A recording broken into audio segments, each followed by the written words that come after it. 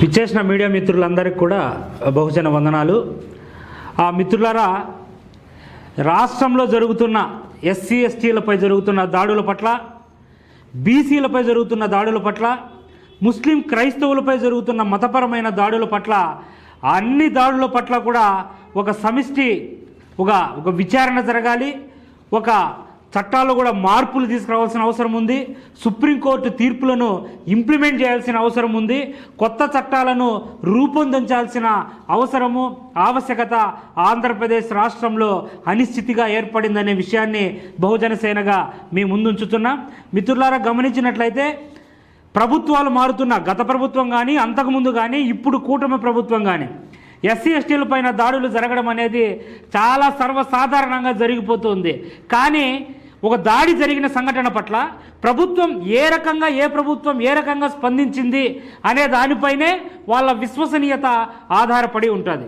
కానీ ఇక్కడ SC ST దాడుల పట్ల సుప్రీంకోర్టు తీర్పులున్నా కూడా, ఎస్సీ ఎస్టీ కేసు అయితే 41 నోటీస్ ఇష్యూ చేయకూడదని సుప్రీంకోర్టు తీర్పు ఇచ్చినా కూడా 41 నోటీస్ ఇష్యూ చేసి స్టేషన్ బెయిల్ ఇచ్చేసే పరిస్థితి ఏర్పడుతుంది.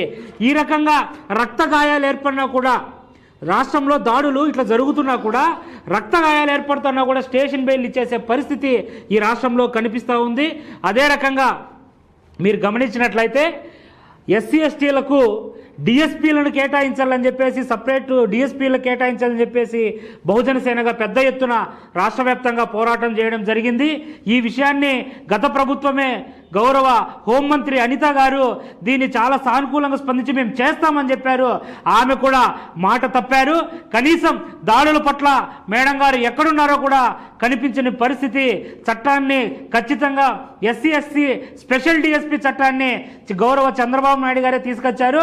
మళ్ళీ వాళ్ళే ఈ చట్టాన్ని నిర్వీర్యం చేసే రకంగా ఏర్పాటు చేస్తున్నారు. కాబట్టి ఖచ్చితంగా ఈ విషయంపై తాడో పేడో తేల్చాల్సిన అవసరం కూటమి ప్రభుత్వానికి ఉంది. అదే రకంగా మీరు గమనించినట్లయితే బీసీలకు మామూలు దాడి జరగట్లేదు. బీసీల పట్ల కులాల వారీగా ఈరోజు ఉన్నటువంటి టీడీపీ అధికారంలో ఉన్నటువంటి వాళ్ళే డైరెక్ట్గా దాడి చేస్తున్న సంఘటనలు మీరు ప్రకాశం జిల్లా కానీ, బాపట్లలో కానీ మనం గమనించవచ్చు. ఏకంగా దాళ్ళు ఆ రకంగా చేస్తున్నప్పటికీ ఏదే రకమైన నొప్పి చెప్పడానికి మనం కూడా బహుజన సేనగా బీసీల కోసం రక్షణ చట్టం ఏర్పాటు చేయాలని రాష్ట్ర వ్యాప్తంగా ఢిల్లీ వరకు వెళ్ళి పోరాటం చేసిన సంగతి తెలిసిందే. కానీ ఈ బీసీ రక్షణ చట్టం మీద రాష్ట్ర ప్రభుత్వం చిత్తశుద్ధి ప్రకటించాలని, ఆ చిత్తశుద్ధి అసెంబ్లీలో బిల్లు ప్రవేశపెట్టి ఆ రక్షణ చట్టానికి ఒక రాజ్యాంగబద్ధమైన హామీ ఇస్తే అప్పుడే ఆ చట్టానికి ఒక విలువ ఉంటుంది. ఖచ్చితంగా ఆంధ్రప్రదేశ్ జరగబోయే బడ్జెట్ సమావేశాల్లో బీసీ రక్షణ చట్టాన్ని ఏర్పాటు చేసే రకంగా కూటమి ప్రభుత్వం చర్య తీసుకొని వారి చిత్తశుద్ధిని ప్రదర్శించాలి. అదే రకంగా ముస్లింల పైన, క్రైస్తవుల పైన దాడులు మరింత హెచ్చుమీరిపోతున్నాయి. ఏ రకంగా అంటే మన రాష్ట్రంలో ఉత్తరప్రదేశ్లో ఒక పెద్ద ఎత్తున దాడులు జరుగుతాయంటే ఆ ఉత్తరప్రదేశ్ సంస్కృతి, ఆ నార్త్ ఇండియా సంస్కృతి మన రాష్ట్రాలకు కూడా పాకింది. ఈరోజు మతపరమైన దాడులు ఏకంగా చంపడానికి సిద్ధపడుతున్నారు. చర్చిల పైన, పాస్టర్ల పైన, మందిరాల పైన, మసీదుల పైన, ముస్లింల యువకుల పైన మతోన్మాదం పేరుతో ఒక మతం మరో మతం మీద దాడి చేసుకునేట్టుగా చెలరేగిపోతున్నాయి. మీరు గమనించినట్లయితే మొన్న అనంతపురం జిల్లాలో జరిగినటువంటి క్రిస్టియన్ల మీద, వారి బస్సు మీద, వారి మీద సంఘటన, కర్నూలు జిల్లాలో ముస్లింల యువకులను అదే బలవంతంగా దుర్గమ్మకు ముక్కాలని చెప్పేసి కర్నూలులో ఒక పసిబిడ్డలను కూడా ఈ రకంగా ఉన్మాదం సృష్టించేలా ప్రవర్తిస్తున్నారు.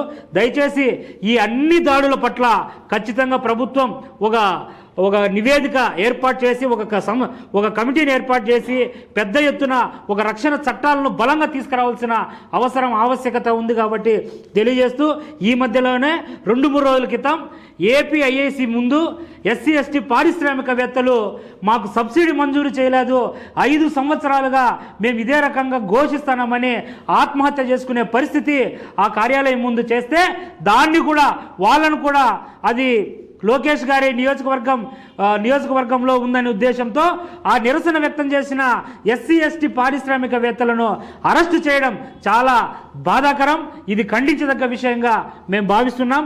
ఈ నేపథ్యంలో ఎస్సీలను, ఎస్టీలను, బీసీలను, ముస్లింలను, క్రైస్తవులను అందరినీ కలుపుకొని ఏదైతే సీఎం కాన్స్టిట్యూషన్ ఉందో కుప్పంలో చలో కుప్పం పేరుతో ఫిబ్రవరి 5వ తేదీన రాజ్యాంగ హక్కుల సదస్సు పేరుతో అందరినీ ఏకతాటిపైకి తీసుకొచ్చి ఈ ప్రభుత్వంపై తాడో పేడో తేల్చుకోవడానికి, రక్షణ చట్టాలు బలంగా ఏర్పాటు చేసుకోవడానికి అందరినీ కూడా ఏకీకృతం చేసి చలో కుప్పం పేరుతో పిలుపునిస్తున్నాం. అందరూ కూడా కలిసి రావాలని, మన హక్కులకు సాధించుకోవడానికి అందరూ కూడా ఏకతాటిపై రావాలని పిలుపునిస్తూ జై భీమ్, జై భారత్.